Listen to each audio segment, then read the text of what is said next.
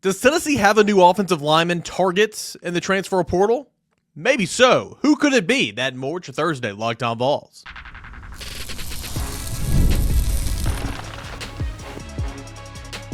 You are Locked On Vols, your daily podcast on the Tennessee Volunteers. Part of the Locked On Podcast Network, your team every day. Hey, good Thursday morning, everybody. Welcome into Locked On Vols. I am your host, Eric Cain. Glad to have you guys along for the ride every dayers. Appreciate you guys, as always, making Locked On Vols your first listen, your first watch each and every single day. We're a part of the Locked On Podcast Network, where it is your team every single day.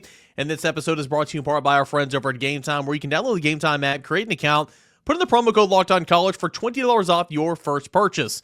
Sam Pendleton, could he be a new Tennessee target via the transfer portal? Who is he? What's the relation there? That's coming up in segment one. The Tennessee wide receivers are going to be a whole lot better in 25 than they were in 24. It sounds crazy simply because of the turnover in the room, but I'll show my work in segment two. And then, according to USA Today, there are 1 through 134 rankings of all college football teams.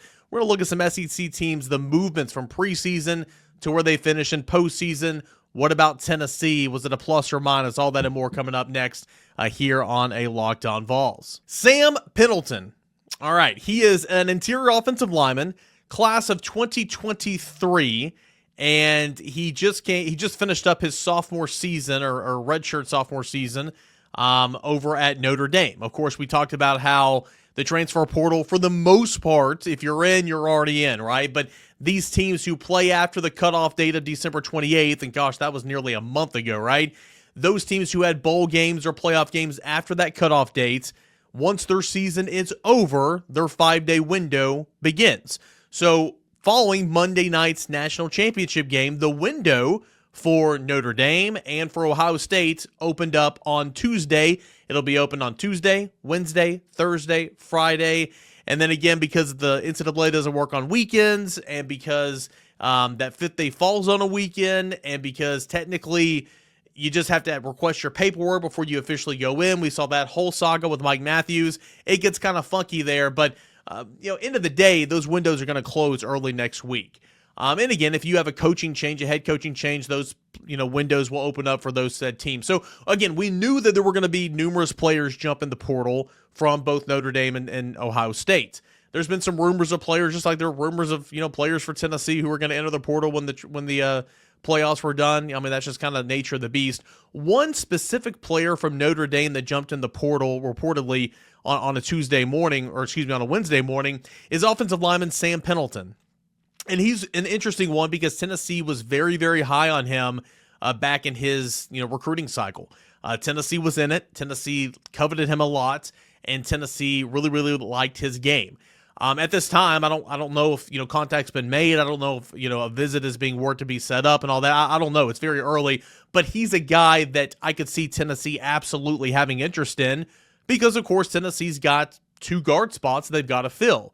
Wendell Moy Jr. is coming over from Arizona. You would think that he's going to slide in and play one of those guard spots. Andre Carrick is trying to get another year of eligibility, but again, you've got to assume that he's not going to be a part of the picture. And his case, 2023 played in 5 games. That 5th game played 5 snaps. It doesn't have much of a case, in my opinion. That's just me. But as we've seen, there's crazier things happening with the NCAA each and every single day. So we'll see about Andre Carrick. But for the meantime, again, you have to assume that he's not going to be a factor for Tennessee moving forward. So you're potentially looking at replacing 4 starters. Lance Archer, left tackle, he's coming back.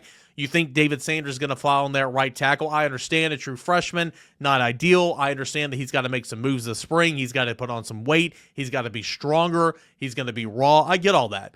But it's 2025, and you're kind of seeing the NFL model slowly but surely shifting down to the college game. The players you have the greatest investments in, you got to play them, or they're going to leave. And at the end of the day, you got to win the game. Don't get me wrong. Like, you got to win the game and do what you can do, coach what you can, coach and put your team in best position to win the game. But if it's close, you got to go with the young guy that you're invested in my opinion. And I think that's kind of where you're going to be with David Sanders, unless somebody like Bennett Warren or Jesse Perry or Larry Johnson or just somebody considerably outplays him in both spring and fall camp. We'll have to see. But those are kind of what your tackles are looking like. William Satterwhite, it feels like entering spring, it's not done. But entering spring, it feels like William Satterwhite is going to be your center, okay? So right now, all of a sudden, Tennessee's got 2 players projected to start on the offensive line that were, recruited, signed, developed. Well, David Sanders really hadn't been developed yet. He just got here. By Glenn Ellerbe and the staff, whereas the first 4 years, not one offensive lineman starter came from the high school ranks from this staff. It was all holdovers or transfer portal. Again, stat just mind-boggling. But then you have Mo there at left guard. Right now, you're looking at a guard, maybe Shamuarov, maybe Max Anderson, maybe Jesse Perry, maybe Gage Ginther. I mean, we just don't know. Again, that simple answer is we don't know. And everybody wants answers right now, but that's why you have spring practice. But Tennessee needs help at guard. Tennessee needs help in the interior, and Sam Pendleton, I think, is a guy that Tennessee very much could show some interest in.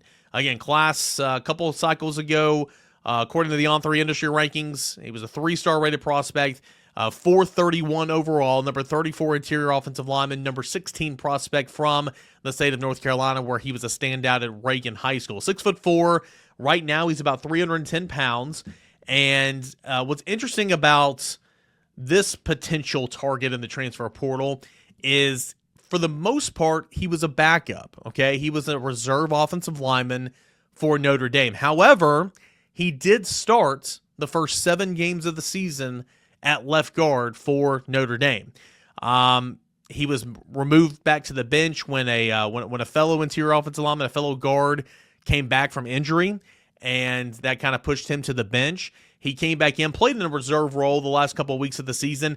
First round of the college football playoffs, Pendleton played 34 snaps at right guard, not left guard where he started the first 7 games, but at right guard for an injured teammate.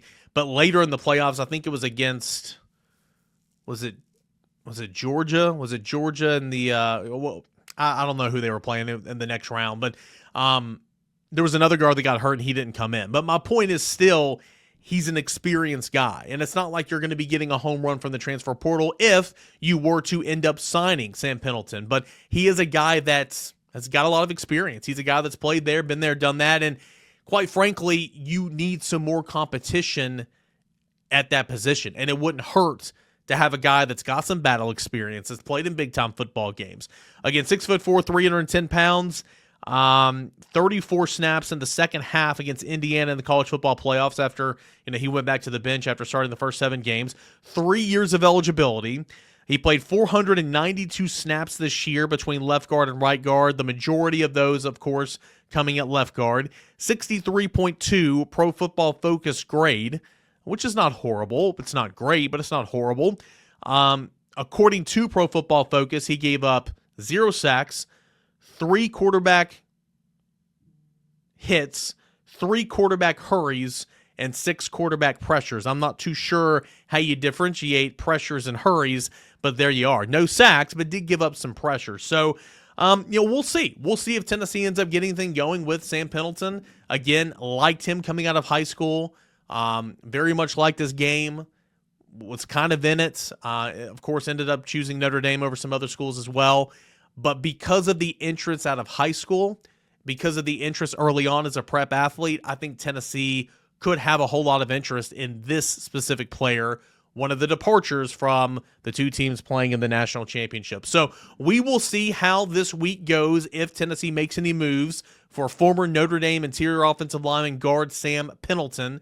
But I think it wouldn't be a bad idea at all. Would not be a bad idea at all to take a closer look at Sam Pendleton and see if he's a fit here at the University of Tennessee. If anything changes, of course, we will let you know all that and more right here on Locked On Vols. Hey, Tennessee's wide receivers are going to be better next year than they were this year.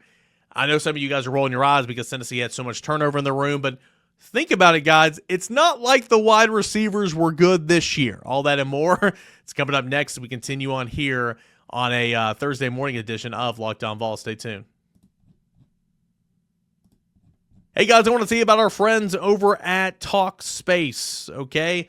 Therapy, it's a game changer. It can help manage stress, improve sleep, communicate more effectively, but finding the right therapist and fitting sessions into a busy schedule, that can be a challenge and that can be stressful as well. That's why we're going to have Talkspace. We're going to talk about Talkspace right now. Talkspace, the leading virtual therapy provider, makes getting help that you need, easy, accessible, and affordable. With Talkspace, signing up is simple. You can match with a licensed therapist who fits your needs, usually within 48 hours.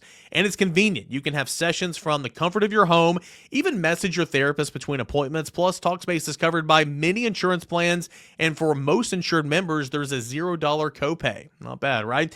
It's never been easier to prioritize your mental health. As a listener of this podcast, you're going to get $80 off your first month of Talkspace when you go to Talkspace.com/LockedOnCollege. You put in that promo code SPACE80 to match with a licensed therapist today. All you have to do, go to Talkspace.com/LockedOnCollege. Put in the promo code SPACE80 to get $80 off your first month and show support of the show. That's Talkspace.com/LockedOnCollege, promo code SPACE80. Hey, so as we make our way through our series of looking ahead for the spring semester at each position room for Tennessee football, we've really, after today, we're only going to have two positions left, quarterback and special teams. We've gone through all of defense, tight ends, running backs, offensive line, and we've gone through the majority of the positions right now. But we're going to talk receivers today, special teams, and quarterbacks still to come. I think Tennessee's wide receivers can be better than Tennessee's wide receivers in 2024. Number one, you have the growth, you better grow and continue to get better. The maturation of Nico Iamaleava, second-year starting quarterback, third year in the system, and now a third-year college player. Typically, quarterbacks get better. The more they rep, the more they grow up, the more they learn about the games, the more they fine-tune their skills, the more they learn about opposing defenses, how to watch film, all that and more. Typically, you are a better player, not just quarterback, but a better football player your senior year or your junior year than your freshman year. Not always the case. Sometimes you break out early in your career and you kind of fizzle to the line. I recognize all that, but it's the same, for you and I. In my job, the first time I started doing this podcast, I like to think I'm a better podcast host 4 years later than I was back in January or I guess it was February of 2021. Hopefully you agree. Same can be said for you at your job and for Nico at his job. So number one, why I think the passing game, the aerial attack, and we've talked about the stats. We've thrown tons of stats at you guys since the season's been over. The lack of explosive plays, down the field passing, all that and more. This isn't going to be heavy stat-filled segment, but I do think that the aerial passing attack overall will improve. It'll be better than it was this past year simply because your quarterback is going to be a year older. Now, that's not the end-all, be-all. Certainly, it was not the end-all, be-all this year. Nico struggled at points in times. I'm not saying he didn't. He was far from that number one overall player in the country, former five-star that we all thought he was going to be from snap one, and he was never going to be perfect, okay? Again, he was never going to be a finished product the first time he was out there, but, with all the hype that Nico had for years upon years upon years, it was just kind of like a manifestation in your mind that, okay, there's Joe Montana first time he touches a football for Tennessee. It's not how it works, but still, he got better as the season went along. He showed a lot of great signs. He threw the football really, really well towards the end of the season, and he started being a bit quicker in his processing and a bit quicker in his decision making, all that and more.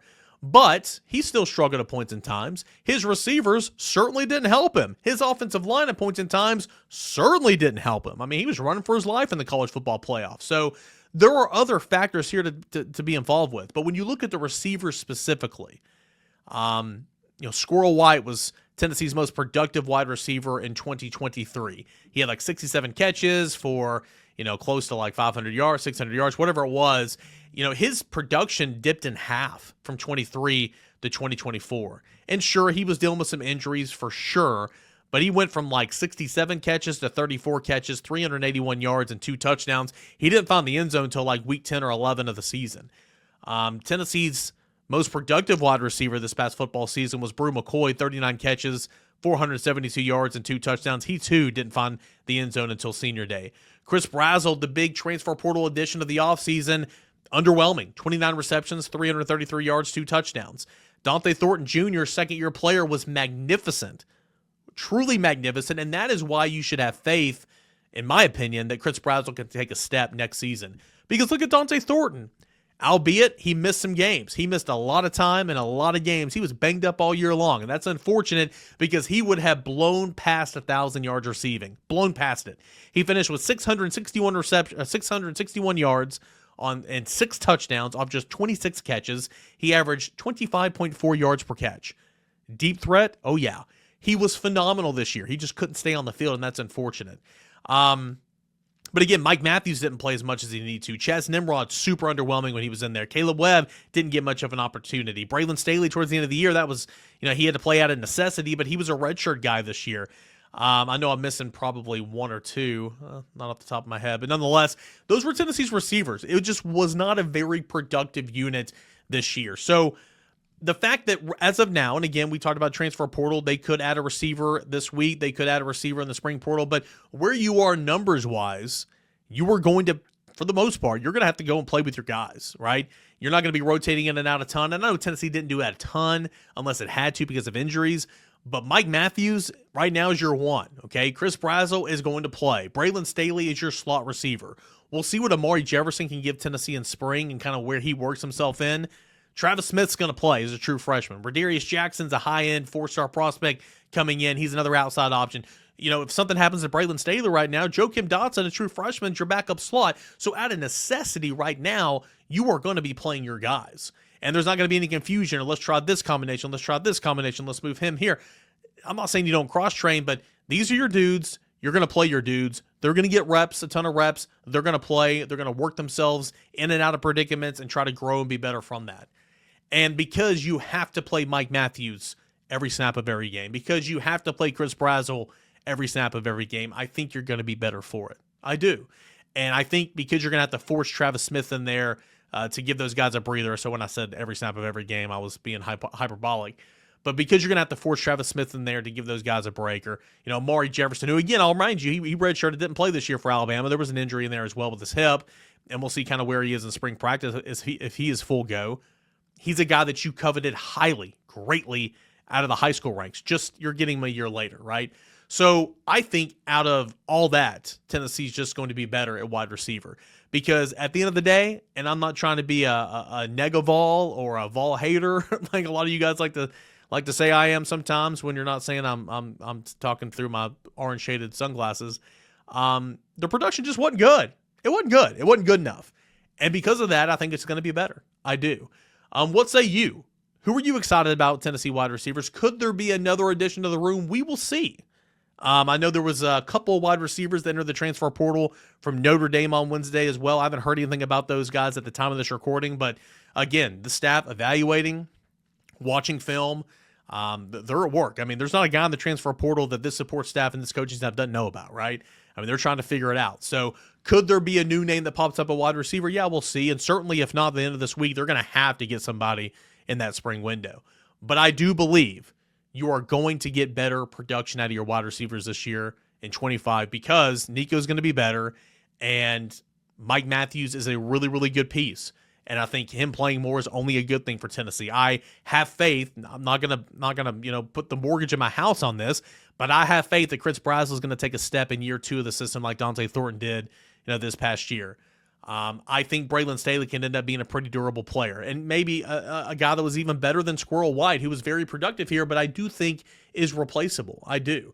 And then I'm super, super excited to see about Travis Smith. Tennessee's hand's going to be forced. They're going to have to play some of these young wide receivers. Will that wide receiver rotation be all the scholarship guys in the room? Probably not. But will it be 5?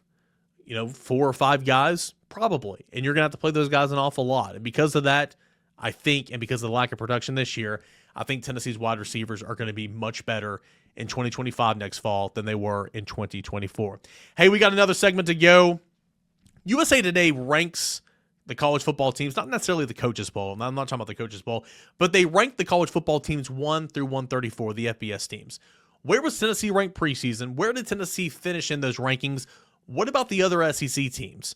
All that and more is coming up as we continue on this Thursday morning edition of Locked On Vols. Stay tuned. Attending the NFL playoff games is an experience like no other. The energy, the excitement, the connection with other fans, simply unmatched. I remember the thrill of seeing Tennessee clinch a playoff, to clinch that game against Vanderbilt, that win against Vanderbilt to clinch a playoff berth, and to see Tennessee, although the the outcome was not great. It was really, really cool to see Tennessee competing in the college football playoff. I was there. It was live. It's a memory I'm never going to forget. Hopefully, there will be more memories down the line with Tennessee winning. This year, Game Time, it even makes it easier to create those unforgettable moments with new features, Game Time picks. It filters out the fluff, shows you only the best deals on great seats so you can focus on what matters, which is truly being there in-house to watch your team. I use the Game Time picks to grab tickets for a basketball game a couple of weeks ago over at the Food City Center. Couldn't have been easier. I found the super deal that gave me incredible value for my amazing seats. I could even preview and view the seats where I was going to sit before I bought them. The all-in prices and the is a game changer. No surprise fees at checkout. Plus, knowing the tickets are backed by the Game Time guarantee gives me a complete peace of mind. Curated deals makes it easier to find the best price on seats. Super deal is the best value for that seat. Seat views before you buy. On-time ticket delivery. Lowest price guarantee. All that and more is at Game Time. Take the guesswork out of buying tickets with Game Time. Download the Game Time app, create an account, put in the promo code LOCKEDONCollege for $20 off your first purchase. Terms apply. Create an account, put in the redeem code LOCKEDONCollege for $20 off.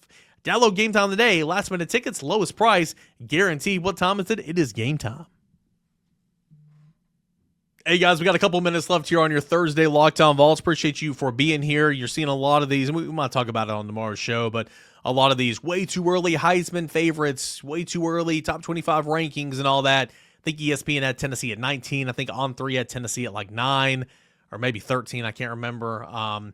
Nico, of course, is one of the top 5 or 6 best odds to win the Heisman next season just because his name is Nico Iamaleava. Same with Arch Manning, who has 2 starts under his belt. It's just a lot of hype. It's all about name recognition. Not saying Nico's not talented enough to do it, because he certainly is. Not saying Arch Manning isn't talented enough to do it, because I think he is.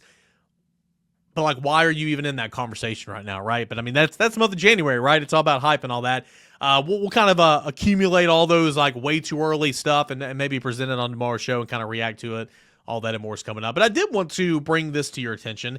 Eric Smith, who does a lot of work with USA Today. This is not the coaches poll, to my understanding.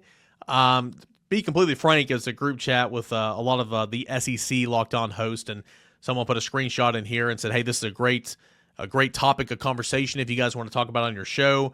So that's kind of where I got it from. It's not the final coaches poll, but essentially it's like power rankings.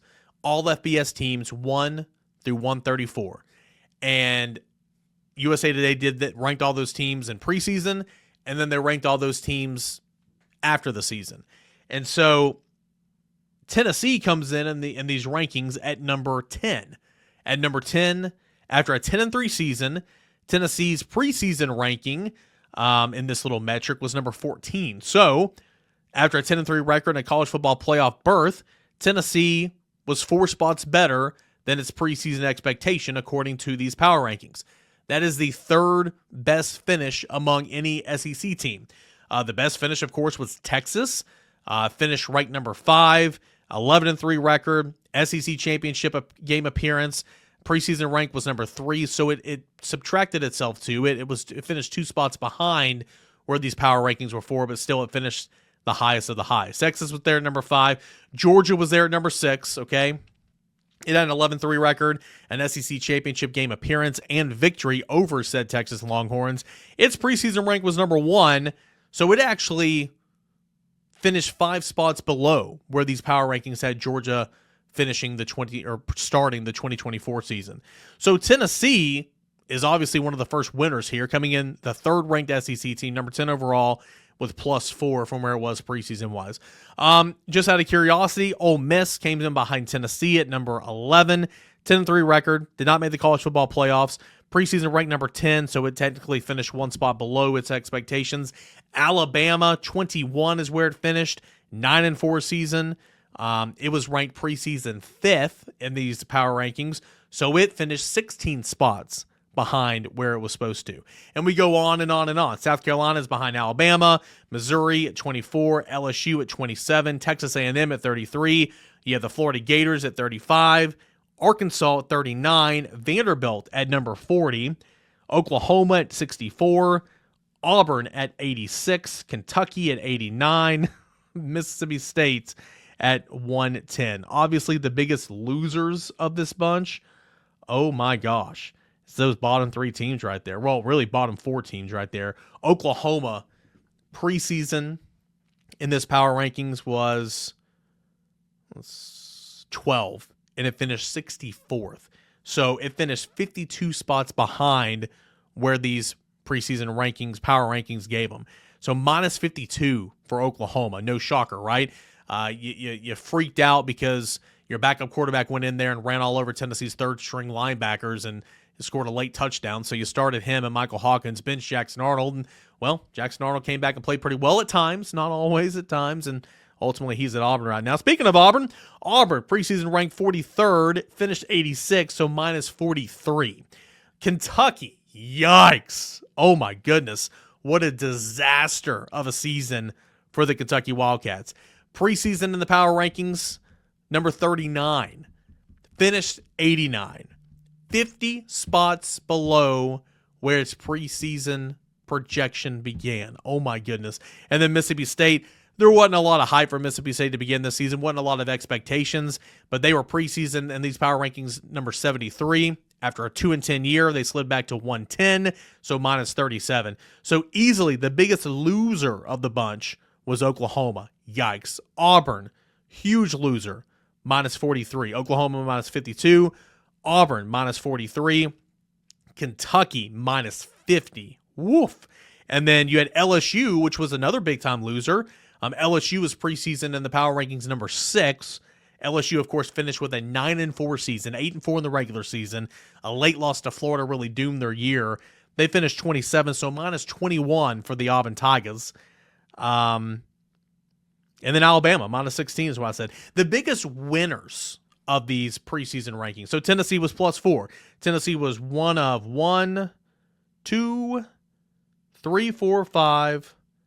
5 of the 16 teams in the Southeastern Conference. A little bit of a down year, I recognize that. 5 of the 16 teams in the Southeastern Conference finished with a plus number, with a plus in front of the number here when you look at where they matched up from preseason to postseason. Tennessee at plus 4.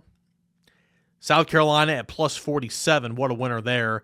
Florida at plus 24. Arkansas at plus 29. But the biggest winner of them all, and I haven't even mentioned it yet, is the Vanderbilt Commodores. Diego Pavia effect, of course, he's coming back. Vanderbilt finished 7-6, went to a bowl game, won that bowl game.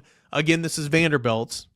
Not a whole lot going for that program ever historically or even now, or in recent memory. But right now, if you're a Vanderbilt fan, there's not many of you.